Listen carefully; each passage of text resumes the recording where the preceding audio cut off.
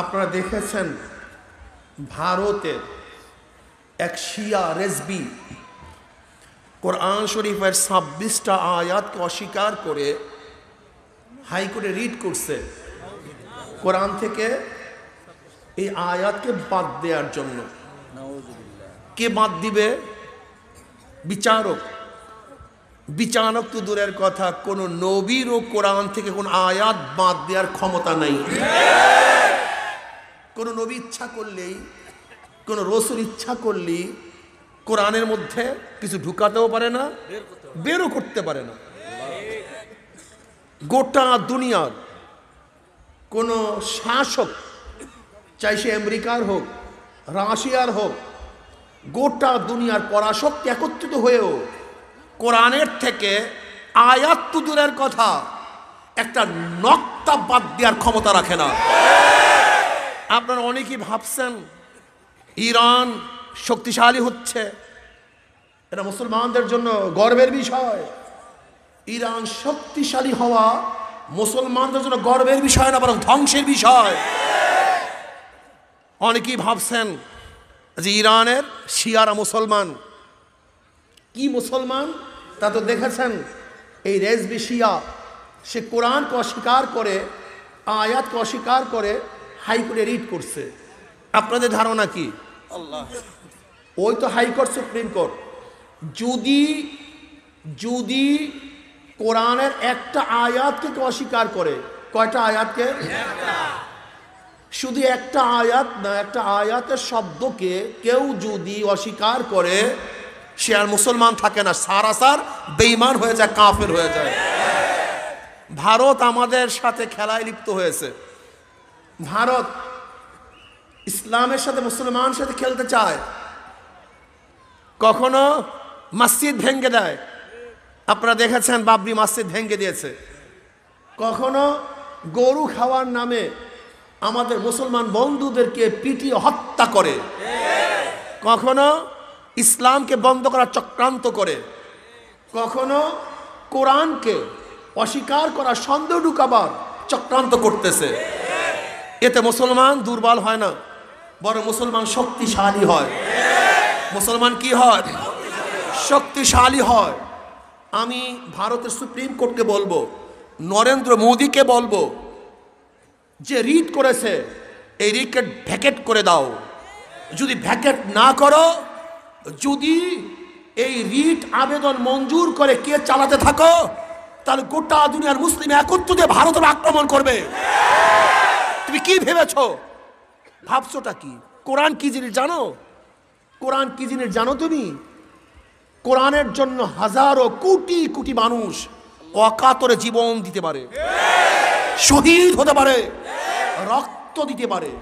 তুমি সেই কোরআন আগুন নিয়ে খেলা করতেছ, আগুন নিয়ে খেলা করতেছ। এই শিয়া এক বেঈমানের গোষ্ঠী।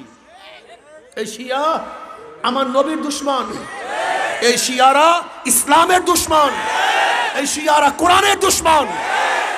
আমি ভারত সরকারকে বলবো, জলদি করে যে রিট করা হয়েছে সেই রিটকে ভ্যাকেট করে দাও। যদি ভ্যাকেট না করো, গোটা দুনিয়া ব্যাপী এমন আগুন জ্বলবে, ভারত সরকারের সেই আগুন নিভাবার ক্ষমতা রাখে না। বঙ্গোপসাগরের পানি দিয়েও সেই আগুন কি নিভাতে পারবে না। মোদী সরকার, তুমি খেলা শুরু করছো ইসলামের সাথে, মুসলমানদের সাথে। তুমি কি জানো এই ইসলামের সাথে মুসলমানদের সাথে যারা এই খেলতে আসছে, তারা এখান থেকে সুস্থ অবস্থায় ফিরে যেতে পারে নাই। হয়তো দুনিয়ার থেকে বিদায় হয়ে গেছে, অথবা লাঞ্ছিত, অপমানিত, লজ্জিত হয়েছে। মোদী সরকার বাংলাদেশে আসবে, কোন লজ্জায় তুমি বাংলাদেশে আসবা? আজকে আমাদেরকে পানি না দিয়ে মারার পরিকল্পনা করবা, আর তুমি বাংলাদেশে এসে মেহমান হবা। বাংলাদেশের পানি তোমাকে দেয়া হবে না। তুমি আমাদেরকে পানি দাও না, তোমাকে কেন আমরা পানি দেব? যখন পিএইচের সংকট হয় তখন তুমি পিএইচ বন্ধ করে দাও। যখন আমাদের দেশে পিএইচের সয়লাভ হয় তখন বর্ডার খুলে দাও। কি বন্ধু? যখন আমাদের চাউলের সংকট হয় তখন বর্ডার বন্ধ করে দাও, যখন প্রয়োজন হয় তখন বন্ধ করে দাও, আর যখন আমাদের দেশে সয়লাভ হয় তখন খুলে দাও। বন্ধুর অবস্থা দেখছেন নাকি? কত সুন্দর বন্ধু। লজ্জা থাকলে মোদী সরকারের বাংলাদেশে আসা উচিত না। তুমি কি করেছো আমাদের বাংলাদেশের জন্য? আমি মনে করি মোদী সরকার যখন বাংলাদেশে আসবে, যতগুলি বর্ডার হত্যা করা হয়েছে সেই কঙ্কালগুলি মোদী সরকারকে উপহার হিসেবে দেওয়া হোক। যে কত হত্যা করেছো, নেও সেই কঙ্কাল। এই কঙ্কালগুলি নিয়ে তুমি তোমার ওই সংসদের মধ্যে সাজিয়ে রাখো যে আমি বাংলাদেশের এতগুলি মানুষকে হত্যা করেছি। আজকে মুসলমানকে ধ্বংস করার চক্রান্ত চলতেছে, ইনশাআল্লাহ পারবে। ফেরাউন পারে নাই, নমরুদ পারে নাই, সাদ্দাত পারে নাই, আবু জেহেলের চেষ্টায় কমতি ছিল না, ইসলামকে ধ্বংস করতে পারে নাই। বর্তমান আবু জাহেলের প্রাতাত্মারাও ইসলামকে ধ্বংস করার চক্রান্ত করতেছে, কিন্তু পারবে না, তারা ধ্বংস হয়ে যাবে ইনশাআল্লাহ। মুসলমান থাকবে, আছে, ছিল, থাকবে ইনশাআল্লাহ। কোন ষড়যন্ত্র ইসলামকে ধ্বংস করতে পারবে না।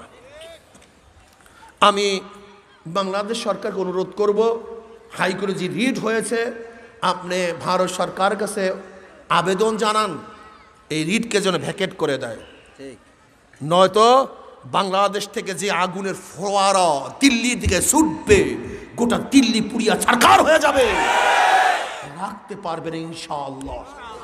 ব্রিটিশ কম চিন্তা করে নাই, চেষ্টাও কম করে নাই, চিন্তারও ত্রুটি ছিল না, চেষ্টারও কমতি ছিল না, কিন্তু কোরআনকে ধ্বংস করতে পারেনি। আপনি কি জানেন চাকরি চট থেকে শুরু করে এমন কোনো গাছ নাই যেই গাছের মধ্যে একজন আলেমকে হত্যা করা হয়নি, ফাঁসিতে ঝুলানো হয়নি। আপনি জানেন ব্রিটিশ দেশ দখল করার পরে 3 লক্ষ কপি কোরআন শরীফকে জ্বালিয়ে দেওয়া হয়েছিল, 3 লক্ষ কপি, কিন্তু কোরআনকে ধ্বংস করতে পারবে না। এই কোরআনের হেফাজতকারী কে? আল্লাহ। যেই কোরআনের হেফাজতের দায়িত্ব আল্লাহ নিজে নিয়ে নিয়েছেন, সেই কোরআনকে ধ্বংস করার ক্ষমতা কেউ রাখে না। এই শিয়া বেঈমানের গোষ্ঠী কোরআনকে অস্বীকার করে, বহুত আয়াতকে অস্বীকার করে, আমার আম্মাজান আয়েশাকে পবিত্র মনে করে না। আপনি জানেন তারা ভাবছে কোরআনকে তাহরিফ করা হয়েছে, পরিবর্তন করা হয়েছে, এটা তাদের আকীদা। তারা মুসলমান হয় কিভাবে? অনেকেই শিয়া ইরানের শক্তিশালী হওয়া দেখে মনে মনে কলা খায়। মনে মনে কলা খাও, ইরান শক্তিশালী হবে, আর যত আহলে সুন্নাত ওয়াল জামাত খাঁটি মুসলমান আছে সবাইকে হত্যা করবে। ওরা হত্যা করবে। খুব খবরদার। শিয়াদের মধ্যে একটা গ্রুপ খুব মারাত্মক। শিয়াদের মধ্যে সবাই বেঈমান না, কিছু আছে ঈমানওয়ালা, কিন্তু যারা কোরআনকে তাহরিফ মনে করছে, আম্মাজান আয়েশাকে পবিত্র মনে করে না, এরা সারাসার কাফের, কোনো সন্দেহ নেই। কারণ কোরআনের একটা আয়াতকে অস্বীকার করলে সে বেঈমান হয়ে যায়। অনেক শিয়া আছে যারা মনে করে কোরআনকে পরিবর্তন করা হয়েছে, সব আল্লাহর মানি না, এদের আকীদা এরকম, সে আবার ঈমানওয়ালা থাকে কিভাবে? কাজে খুব সতর্ক। ইসলামকে ধ্বংস করার চক্রান্ত চলতেছে, আগেও ছিল, বর্তমানেও আছে, ভবিষ্যতেও থাকবে।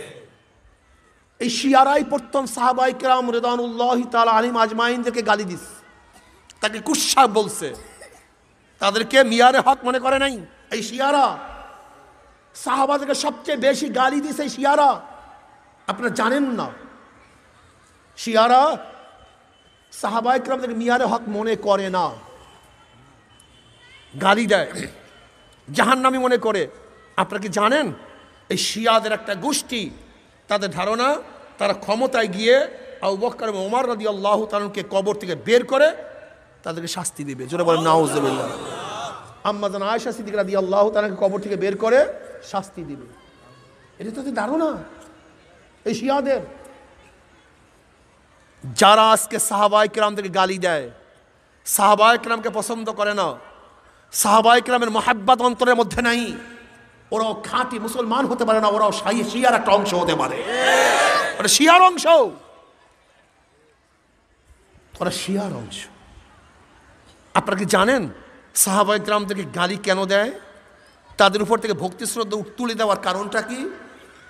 ওই একটাই কারণ, কারণ যেহেতু কোরআন আমরা পাইছি সাহাবাদের মাধ্যমে। কিসের মাধ্যমে? তা সাহাবারা যে খারাপ হয়, তাদের মাধ্যমে যে জিনিস আসছে সেটা ভালো হবে কিভাবে?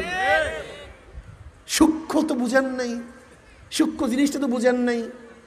এর জন্য তো তাহরিফ কোরআন বলে কেন? যে আবু বকর ওমর খারাপ ছিল, কাজী তারা কোরআনকে পরিবর্তন করিয়া ফেলাইছে। আপনি বুঝেন? শিয়ার প্রেতাত্মা ঢুকছে কিছু মানুষের মধ্যে, যারা সাহাবায়ে কিরামদেরকে পছন্দ করে না। আব্দুল্লাহ বিন মুবারক রহমতুল্লাহ আলাইহি বহুত বড় মুহাদ্দিস ছিলেন, বহুত বড় ফকিহ ছিলেন, হাফিজুল হাদিস ছিলেন। কে ভাই? আব্দুল্লাহ বিন মুবারক রহমতুল্লাহ আলাইহি। তার কাছে প্রশ্ন করা হয়েছে যে ওমর বিন আব্দুল আজিজ বেশি ফজিলাতওয়ালা, সম্মানিত, তার মর্যাদা বেশি, না মুআবিয়া রাদিয়াল্লাহু তাআলার মর্যাদা বেশি? কার কাছে প্রশ্ন করা হয়েছে? আব্দুল্লাহ বিন মুবারক রহমতুল্লাহ আলাইহি, যাকে সবাই বড় মুহাদ্দিস বলে, সব গ্রুপ, সমস্ত ইমামরা তাকে বড় মুহাদ্দিস মনে করে। মুহাদ্দিস, হাদিসের বড় বড় ইমামরা তাকে সবাই এক বাক্যে বড় মুহাদ্দিস মনে করে, ফকিহ মনে করে, মুস্তাহিদ মনে করে। এই আব্দুল্লাহ বিন মুবারক রহমতুল্লাহর কাছে প্রশ্ন করা হয়েছে, ওমর বিন আব্দুল আজিজ যিনি পঞ্চম খলিফা, তার মর্যাদা বেশি না মুআবিয়া রাদিয়াল্লাহু তাআলার মর্যাদা বেশি? তিনি বললেন, কি বললা? মুআবিয়া রাদিয়াল্লাহু তাআলার মর্যাদা বেশি না ওমর বিন আব্দুল আজিজের মর্যাদা বেশি? শোনো, হযরত মুআবিয়া রাদিয়াল্লাহু তাআলা আনহু যুদ্ধের ময়দানে যে ঘোড়ার উপরে সওয়ার হয়ে যুদ্ধ করেছেন, সেই ঘোড়ার নাকের মধ্যে যে ধুলি ঢুকছে, ওই ধুলির যে মর্যাদা, ওমর বিন আব্দুল আজিজের সেই মর্যাদা নাই। আর তুমি ওমর বিন আব্দুল আজিজের মর্যাদা বেশি না মুআবিয়া রাদিয়াল্লাহু মর্যাদার কথা বলতেছ? তুমি চেনো মুআবিয়া রাদিয়াল্লাহু কে? ওই চক্ষু দিয়ে আমার নবীকে বারবার দেখেছে। যেই চক্ষু আমার নবীকে দেখছে, ওই চক্ষুর সমান গোটা দুনিয়া চক্ষু হতে পারে না। ওই চক্ষু দিয়ে আমার নবীকে দেখছে, এমনিতেই দাম বাইরে গেছে। আমার নবী দামি, যে চক্ষু তাকে দেখছে সেই চক্ষু দামি হয়ে গেছে। আমার নবী দামি, তার মজলিসে যে ঈমান নিয়ে বসে সে দামি হয়ে গেছে। আমার নবী দামি, আমার নবীর কথা যে কান দিয়া শুনছে সে দামি হয়ে গেছে। আমার নবী দামি, তার সংস্পর্শে যে একবার বসছে, একবার ঈমানের সাথে দেখছে, ঈমানের সাথে দুনিয়ার থেকে বিদায় হয়ে গেছে। গোটা দুনিয়ার ওলিদেরকেও যদি এক পাল্লায় রাখা হয়, আর যে আমার নবীকে একবার দেখছে ঈমানের সাথে দুনিয়ার থেকে বিদায় হয়ে গেছে, গোটা দুনিয়ার ওলিদেরকে এক পাল্লায় রাখবেন, আর ওই এক সাহাবীকে এক পাল্লায় রাখবেন, ওই সাহাবীর মর্যাদা ওজন হয়ে যাবে। কারণটা কি ভাই? যেই জিনিস দামি হয় তার সাথে লাগলে সেই জিনিস দামি হয়ে যায়। কোরআন দামি, কোরআন আসছে জিব্রাইলের মাধ্যমে, সমস্ত ফেরেশতাদের মধ্যে জিব্রাইল দামি হয়ে গেছে। কোরআন দামি, নাজিল হইছে রমজান মাসে, সমস্ত মাসের মধ্যে রমজান মাস দামি হয়ে গেছে। কোরআন দামি, নাজিল হইছে আমার নবীর উপরে, সমস্ত নবীর মধ্যে আমার নবী দামি হয়ে গেছে। কোরআন দামি, নাজিল হইছে মক্কার মধ্যে, সমস্ত নগরীর মধ্যে মক্কা নগরী দামি হয়ে গেছে। কোরআন দামি, নাজিল হইছে হেরা পর্বতে, সমস্ত পাহাড়ের মধ্যে হেরা গুহা দামি হয়ে গেছে। কোরআন দামি, নাজিল হয়েছে শবে কদরের মধ্যে, সমস্ত রাত্রের মধ্যে শবে কদর দামি হয়ে গেছে। কোরআন দামি, যেই কাগজের মধ্যে কোরআনকে লেখা হয় সেই কাগজটা সমস্ত কাগজের মধ্যে দামি হয়ে যায়। কোরআন দামি, যে কাপড় দিয়ে কোরআনকে আবৃত করা হয়, গেলাফ দেওয়া হয়, সেই কাপড়টা সমস্ত কাপড়ের মধ্যে দামি হয়ে যায়। কোরআন দামি, এই কোরআনকে যে কাঠের মধ্যে, রেহানের মধ্যে রেখে তেলাওয়াত করা হয়, সেই কাঠটাও সমস্ত কাঠের মধ্যে দামি হয়ে যায়। কোরআন দামি, যেই কলমের মধ্যে কোরআন থাকবে সেই কলমটাও সমস্ত কলমের চেয়ে দামি হয়ে যাবে। এর জন্যই তো দামি জিনিসের সাথে সংস্পর্শ থাকলে জমানা দামি হয়ে যায়, স্থান দামি হয়ে যায়, রাত্র দামি হয়ে যায়, মাস দামি হয়ে যায়, ব্যক্তি দামি হয়ে যায়। ঠিক আমার নবী দামি, সবচেয়ে দামি, সবচেয়ে মর্যাদা সম্পন্ন। এর জন্য আমার নবীর সাথে যারা ঈমানের সাথে ছিল, ঈমানের সাথে বিদায় হয়ে গেছে, তারা সবচেয়ে দামি হয়ে গেছে। এখানে কোনো যুক্তি নেই, কোনো যুক্তি ঠুক্তি কিচ্ছু নেই। এই যুক্তি মুক্তি বাদ দাও, যুক্তি ঠুক্তি বাদ দাও। সাহাবাদের চেয়ে দামি কেউ হতে পারে না।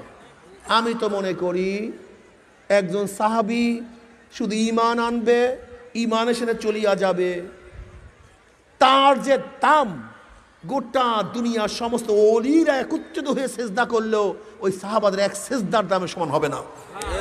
কারণটা কি জানেন? আস-সাবিকুন আস-সাবিকুন উলাইকাল মুকাররাবুন। কি ভাবতেছো তুমি? কি ভাবতেছো? হ্যাঁ, আজকে তুমি শান শাওকাত দেখো। শোনো, আজকে সুন্দর আধুনিক আধুনিক প্লেন, কিন্তু প্লেন তৈয়ার করছে নাম আসে যে প্রথম ওই কাঠ দিয়ে প্লেন তৈয়ার করছে। আজকে কম্পিউটার একেবারে ঘড়ির মধ্যে কম্পিউটার, কিন্তু নাম আসে যে প্রথম রুমের মধ্যে বিশাল আকৃতির কম্পিউটার তৈয়ার করছে। কারণটা কি? যদিও আজকে খুব আধুনিক, কিন্তু সূচনা করছে সে। আজকে ইসলাম মুসলমান অনেক কিছু, কিন্তু সূচনা করছে সাহাবায়ে কেরাম। আস-সাবিকুন আস-সাবিকুন উলাইকাল মুকাররাবুন।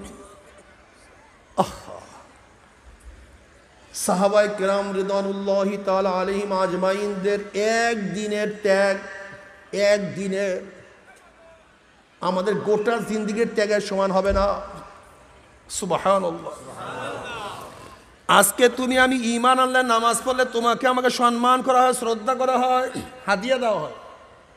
আর সাহাবায়ে কেরাম রিদওয়ানুল্লাহি তাআলা আলাইহিম আজমাইন ঈমান আনার সাথে সাথে তাদেরকে হত্যা করা হয়।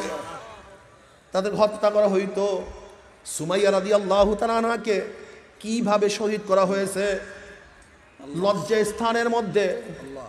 এই আবু জাহিল বেঈমানের বাচ্চা শুল লাগাইয়া দিছে, আল্লাহ মাফ করিয়া দাও।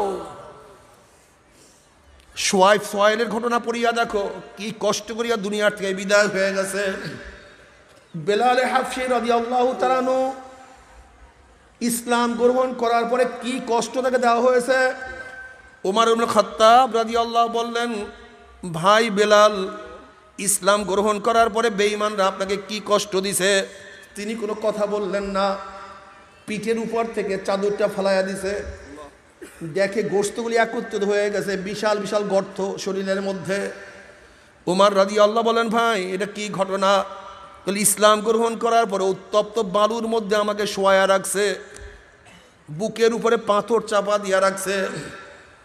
আল্লাহর কসম, ওই উত্তপ্ত পাথর কোনো কিছুতে ঠান্ডা করতে পারে নাই। আমার রক্ত এবং ঘামের মাধ্যমে তা ঠান্ডা হয়েছে। ইসলাম গ্রহণ করার পরে আমার পায়ের মধ্যে রশি লাগাইয়া পাথরের জমিনের মধ্যে ঘোড়ার পিছনে টানতে ছিল। একবার এরকম আর একবার এরকম করতে করতে আমার শরীরের সমস্ত চামড়াগুলি একত্রিত হইয়া গেছে। শিয়াবে আবু তালেবের মধ্যে 3 বছর পর্যন্ত সমস্ত সাহাবাদেরকে ব্যারিকেড দিয়া রাখছে। তাদের কাছে কোনো কিছু খাদ্য বিক্রি করা হয় নাই, পানিও দেওয়া হয় নাই, গাছের পাতা খেয়া বাঁচছে। নবী আলাইহিস সালাতু ওয়াস সালাম ছাগলের বড়ির মতো পায়খানা করছে। সেখানে মহিলারাও ছিল, তাদের সাথে বাচ্চাও ছিল। না খাওয়ার কারণে মহিলাদের স্তম্ভ শুকিয়ে গেছে। বাচ্চারা যখন বুকের মধ্যে টান মারছে, দুধ না ভাইয়া ঠাট্টা মারিয়া চিল্লান মারছে, বাচ্চাগুলি কঙ্কালের মতো হয়ে গেছে। তারপরে ঈমান ছাড়ে নাই। আল্লাহ, তুমি কি জানো হাবশার মধ্যে হিজরাত করছে, মদিনায় হিজরাত করছে, বিভিন্ন জায়গায় চলিয়া গেছে। খানা নাই, পিনা নাই, ঘর নাই, বাড়ি নাই, কিন্তু ঈমান ছাড়ে না, ঈমান ছাড়ে না।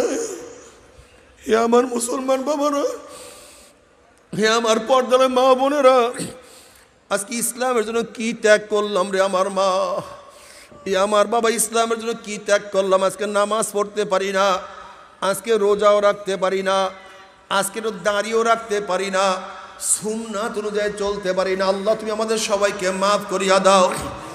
অথচ সাহাবায়ে কেরাম রিদওয়ানুল্লাহি তাআলা আলাইহিম আজমাইন আমার নবীকে কেমন ভাবে মহব্বত করতেন। হযরত আব্দুল্লাহ ইবনে ওমর রাদিয়াল্লাহু তাআলা আনহু তিনি মদিনার থেকে হজ করার জন্য রওনা করলেন। মদিনার থেকে যখন বের হয়েছেন, মদিনার থেকে বের হওয়ার পর একটা গলির মধ্যে ঢুকছেন, ঢুকিয়ে ওখানে বসিয়া গেছেন, কিন্তু কোনো হাজার সারলেন না, উঠিয়া চলে আসছেন। সাথীরা জিজ্ঞাসা করে, হযরত আপনি কেন গলির মধ্যে ঢুকলেন? কেন বলছেন? কোনো হাজত তো সারলেন না।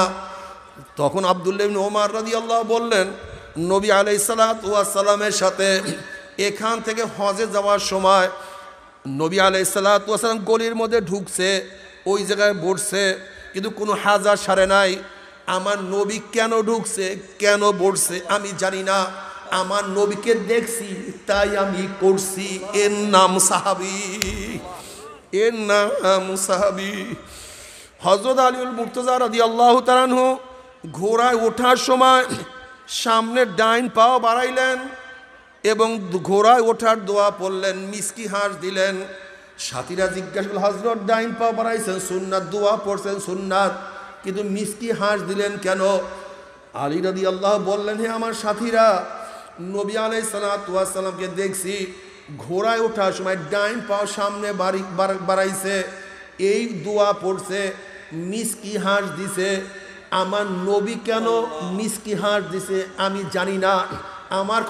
আমার কাছে কোনো যুক্তি নাই। আমার নবী মিসকি হাঁস দিছে, তার অনুকরণ করতে গিয়ে আমিও মিসকি হাঁস দিছি। এর নাম সাহাবী। সাহাবায়ে কেরাম রিদওয়ানুল্লাহি তাআলা আলাইহিম আজমাইন আমার নবী কি করছে, কিভাবে করছে, কেন করছে এই প্রশ্ন তারা করতেন না। আমার নবী কেন করছে এই যুক্তি তারা তালাশ করতেন না। তারা আমার নবীর এমনভাবে পাগল ছিল।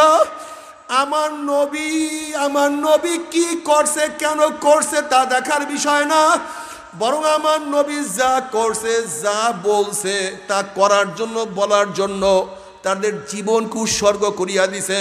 কিন্তু আমার নবীর সুন্নাত ছাড়ে নাই। আল্লাহ তুমি কবুল করিয়া নাও। বাবারে, ফারিকুন ফিল জান্নাতি ওয়া ফারিকুন ফিস সাইর।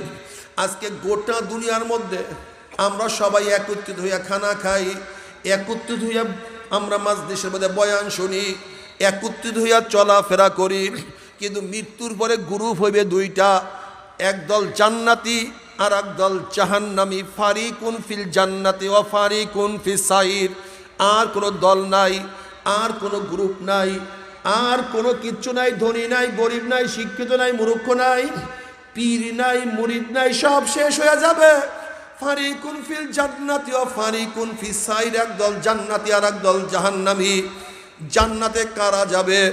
নবী আলাইহিস সালাতু ওয়াস সালাম, আল্লাহ পাক রব্বুল আলামিন নিজেই কালামে পাকের মধ্যে ফরমান, ইন্নাল্লাযীনা আমানু ওয়া আমিলুস সলিহাতি কানাত লাহুম জান্নাতুল ফিরদাউসি নুজুলা।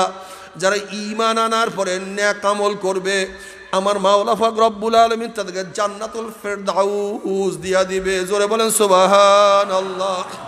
তুমি কি দেখো নাই বিলাল হাফসি রাদিয়াল্লাহু তাআলা আনহু গোলাম গোলাম, নিজেও গোলাম, বাবাও গোলাম, দাদাও গোলাম, কিন্তু ঈমান ও নেক আমল করার কারণে আল্লাহ পাক রব্বুল আলামিন তাকে এত মর্যাদা সম্পন্ন করিয়া দিছে।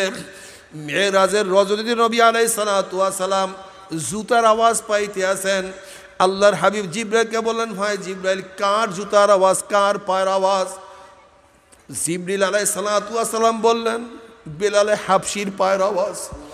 বেলালে হাবশি হাটে নিছে, তার জুতার আওয়াজ আরশে, অথচ নিজে গোলাম, বাবাও গোলাম, কালো কুচ্ছিত, কিন্তু ঈমান ও নেক আমল আনার কারণে আমার মাওলা এত মর্যাদা সম্পন্ন করিয়া দিছে। কিয়ামতের ময়দানে সমস্ত মানুষ উঠবে পায়ে হাঁটিয়া হাঁটিয়া, আর বেলালে হাবশি কিয়ামতের ময়দানে উঠবে উঠে পিঠে চড়িয়া। আল্লাহ বাবারে, আমার মাওলার দরবারে কেটা ধনী, কে গরিব, কে মূর্খ, কে শিক্ষিত, এটা কোনো দেখার বিষয় না। যাদের মধ্যে ঈমান ও আমল থাকবে, আমার মাওলা পাক রব্বুল আলামিন তাদেরকে জান্নাতুল ফিরদাউস দান করবে। আল্লাহ তুমি কবুল করিয়া নাও।